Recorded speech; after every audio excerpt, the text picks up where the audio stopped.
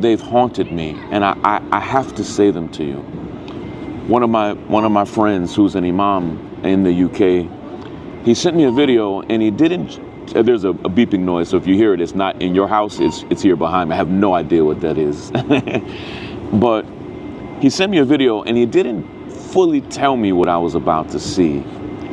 And at first I was like, oh, this is a beautiful video, but it had a punch at the end. He sent me a video of this brother in Gaza, a handsome young man, and in the video, the brother has a donkey, and he's petting the donkey, and he was like, he called the donkey by name, and I forget what he called it, and he said, I love this donkey. He said, this donkey has been here for us for 14 months. Every single thing we asked this donkey to do, it did.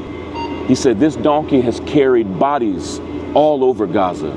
This donkey has carried tents and clothes. This donkey has carried us. This donkey, and he said, it eats less than us. It drinks less than us. It never complains. He said, this donkey is so reliable. He said, I don't even know what we would do without this donkey.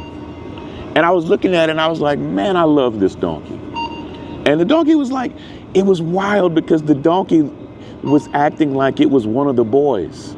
And like the donkey was almost like looking at the camera, and he was just petting on it. And it was like the donkey was one of the crew, like he thought he was human. And he's like, I don't know where we'd be without this donkey. And I was like, man, what a beautiful animal. And I was even thankful to Allah that they had this donkey. And he said, and he took a turn and he said, this donkey has been more reliable for us than every Muslim in the world. And my heart sank. And he said, we've called on Muslims over and over and over again. I could cry because he said, we've called on Muslims from around the world for 14, almost 15 months. And he said, Muslims, where are you? He said, my donkey is here. And he said, I would not trade this donkey for all the Muslims in the world. And my heart sank because he might be the 100th brother that I have heard, the 100th person in Gaza, rather, that I have heard ask, where are the Muslims? Where are the Muslims? Where are they?